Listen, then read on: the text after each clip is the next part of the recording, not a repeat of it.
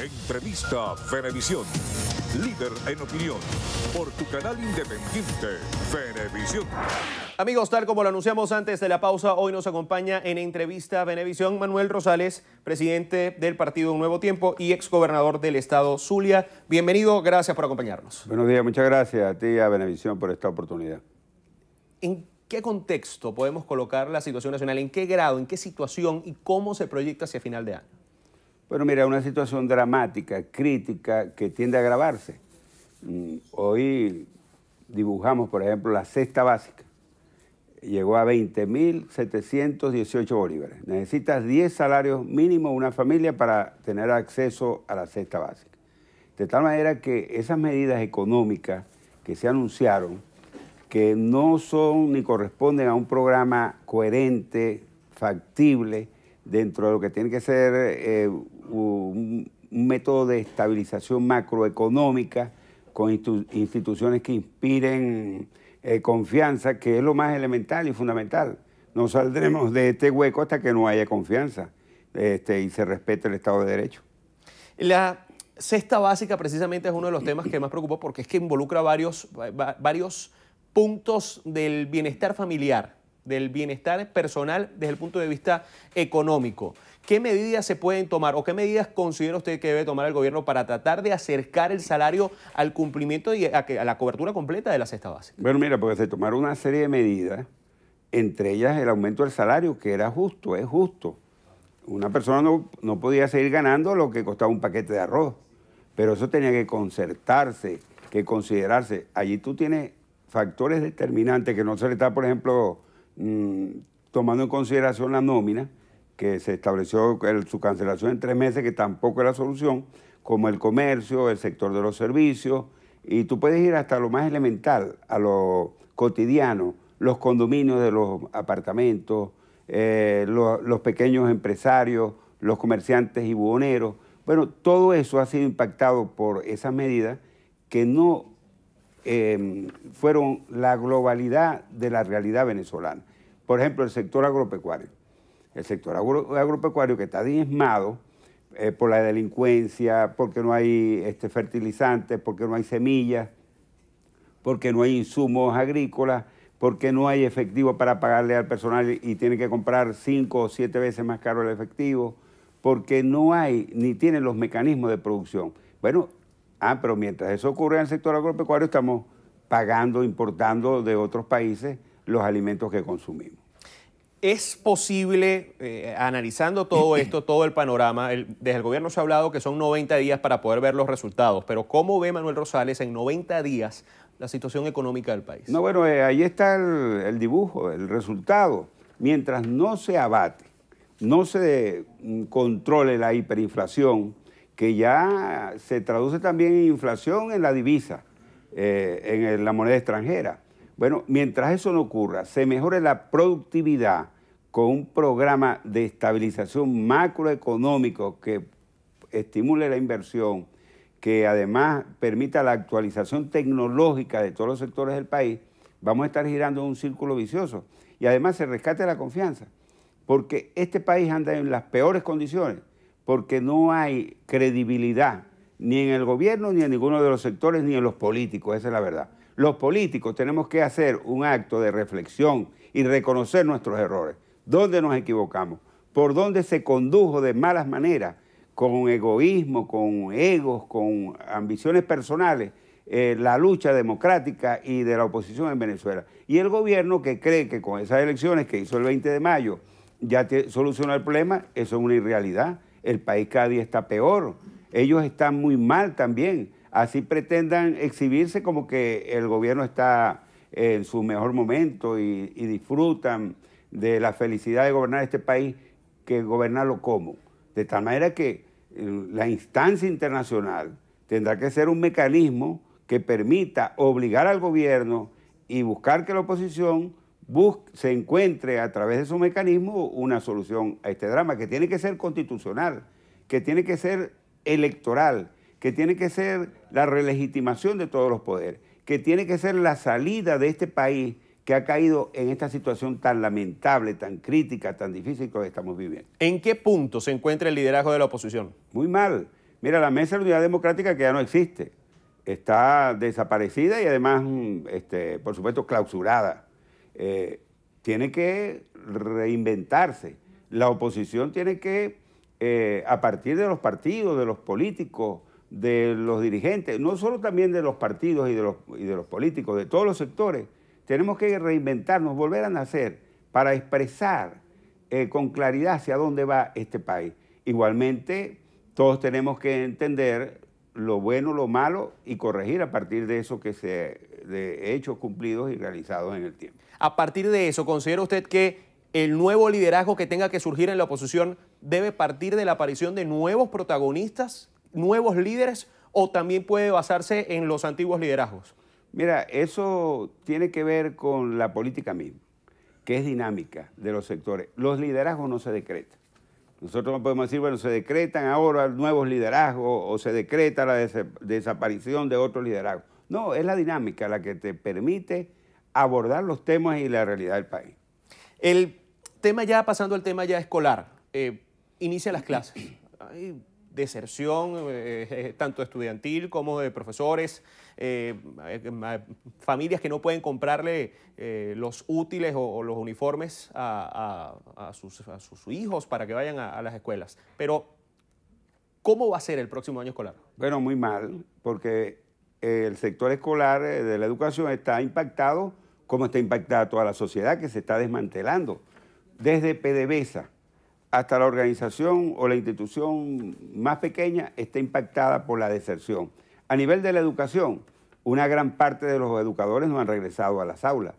Muchos niños, miles, cientos de miles de niños no han regresado a las aulas porque no tienen la posibilidad del transporte, no tienen la posibilidad de alimentarse, porque se están marchando del país, porque vivimos un drama que se traduce también en el sector educativo, además de destartalada situación de las escuelas, del desastre que significa hasta el proceso ese de alimentación que fue tan exitoso en otros años, en otros tiempos. Nosotros en el Zulia lo desarrollamos con mucho éxito. Bueno, ni siquiera eso se cumple a nivel educativo. Volviendo al escenario político, y por supuesto, habla de que la salida tiene que ser electoral, pero ¿va a participar la oposición en las elecciones del 9 de diciembre? Bueno, mira, la salida tiene que ser dentro de lo constitucional. La oposición, el pueblo de Venezuela tiene un instrumento del cual no puede prescindir y el cual tiene que tener como elemento de lucha, que es la Constitución Bolivariana de Venezuela. Ese es el instrumento que tenemos que cuidar, el que nos ha permitido tener vigencia, respaldo nacionalmente e internacionalmente. De tal manera que todo pasa, todo está dentro del texto constitucional. Ahora, que tiene que haber una salida, tiene que haberla, una solución a este drama, a esta tragedia que viven los venezolanos, que vivimos todos, incluyendo los del gobierno. Todos los venezolanos estamos en una trágica situación. El presidente de la República decía que está dispuesto a dialogar una vez más con la oposición, pero ¿en qué punto de verdad podría estar la oposición dispuesta a sentarse? ¿En qué condiciones? Bueno, mira, los diálogos que se han desarrollado, que han fracasado, fundamentalmente por razones elementales. Primero, el gobierno, por una parte, que no hace una participación transparente en cuanto a crear mecanismos serios, creíbles, electorales, constitucionales, para que haya un proceso electoral transparente. Y de la oposición, inclusive sectores que nunca estuvieron ganados a la idea de buscar una solución. Entonces, diálogo de sordos, diálogo de mentira, diálogo para no llegar a nada, eso no es lo que quiere el pueblo de Venezuela. El pueblo de Venezuela quiere una solución a este drama que está viviendo el país. El pueblo de Venezuela no soporta ya más mentiras, no soporta más decisiones del gobierno, anuncios que no llegan a nada. Cada día la situación es más grave, es más delicada. El pueblo de Venezuela, los venezolanos estamos exigiendo a los líderes políticos, a los líderes de todos los sectores, porque este no es un problema solamente de los políticos y de los partidos, no, de todos los sectores.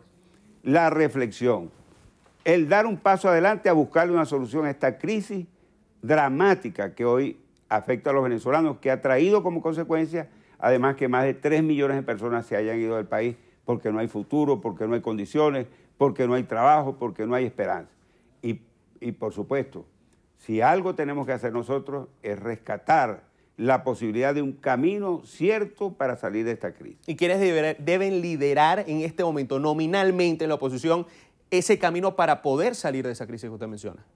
Bueno, no solo de la oposición, de todos los sectores, los líderes, los representantes de cada uno de los sectores, que va y que pasa por cada una de las instancias que tienen vida y que son determinantes en el proceso de la sociedad, rectificando, corrigiendo y pensando en alto. Si algo hay que abandonar en este momento, en esto sí es claro con los políticos, con los que somos políticos, es el ego, es la ambición desmedida, es estarse repartiendo el poder o estar aspirando presidencias de la República o cargos o posiciones. ¿De qué? ¿Para qué? En este drama que estamos viviendo. Yo creo que primero hay que pensar en Venezuela, en una salida, en la solución de esta crisis que se está viviendo. ¿Hay una receta, una fórmula que se esté cocinando desde puntos de vista concertados desde la oposición y desde los distintos sectores de la sociedad para buscar salir de la situación?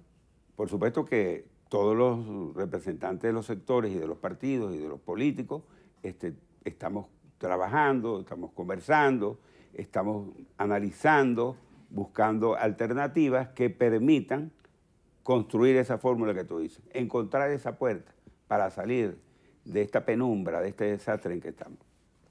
En la visita del presidente de la República a China y de varios miembros del Ejecutivo Nacional con esa firma de 28 acuerdos, ¿en qué va a derivar para el país?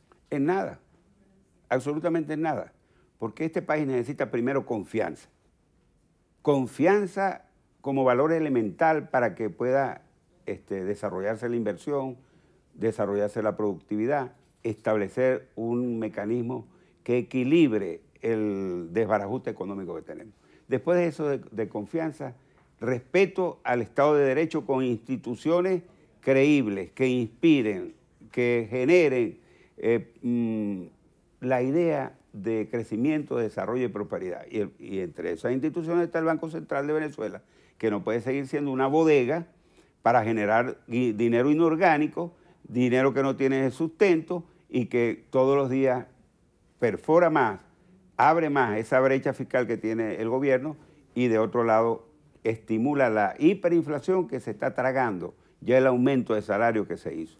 Ya el día de hoy ese salario está en menos de la mitad y todavía mucha gente ni siquiera lo ha cobrado, como consecuencia de la falta de un programa, como hemos dicho, de estabilización macroeconómica, creíble, factible, que es lo que está reclamando la sociedad. ¿Cómo está el Estado Zulia? En las peores condiciones. Hemos dicho que el Zulia se ha convertido en el centro de los males y los tormentos. Mira, si hay problemas de efectivo, porque se pensó que con el nuevo Fondo Monetario se iba a acabar el tema del efectivo. Bueno, cada día es peor. Si el problema del efectivo ocurre en Oriente, Occidente, en los llanos, en los Andes, en el Zulia es peor. Igual es la inseguridad, pero igual pasa con la venta de gasolina. Imagínate tú, de potencia petrolera pasamos a ser mendigos de gasolina, haciendo colas para poder llenar un tanque de gasolina, pero igual ocurre con el gas, igual ocurre con el servicio eléctrico, que ha sido una pesadilla para el Zulia, que no afecta solo el tema cotidiano de la familia, de la persona, no, sino que afecta a la industria, el comercio, la banca, el desarrollo, la inversión. El Zulia está en las peores condiciones. La petroquímica ahí semiparalizada. Allí se acabó aquello hasta lo de la producción de polietileno para más de 100 empresas que hacen cascos, pitillos, todos los artículos estos plásticos que se distribuyen en la sociedad. Igual está la empresa carbonífera, la industria petrolera, la banca, el comercio, el sector agropecuario en las peores condiciones, porque estas medidas que no solucionan los problemas, pero que impactan todos los sectores, entre otras cosas, ocasionan daños terribles a la producción, porque tú no puedes pretender, por un lado, obligar a la gente a vender sin obtener ganancias, a pérdida, y luego seguir creando mecanismos de control, y luego de eso no tener solución a problemas tan elementales como el de la energía eléctrica, que no se puede solucionar de la noche a la mañana, pero por lo menos no son capaces ni siquiera de establecer un cronograma de racionamiento eléctrico para que la gente sepa cuándo, a qué horas, qué día se le va a quitar su servicio eléctrico. De tal manera que el Zulia está en las peores condiciones, en todos los sectores. Parece que si en Venezuela cayeron las 7 plagas, allá nos cayeron 14 plagas, hemos dicho en otras oportunidades. Y ese es el reclamo del Zulia y de todos los venezolanos. Muchísimas gracias por acompañarnos hoy. Muchas gracias a ustedes. Nos acompañó Manuel Rosales, presidente del partido Un Nuevo Tiempo y exgobernador del estado Zulia, en Entrevista Venevisión. Amigos, tiempo de hacer una pausa. Al regreso, más información en la emisión matutina de Noticiero Venevisión.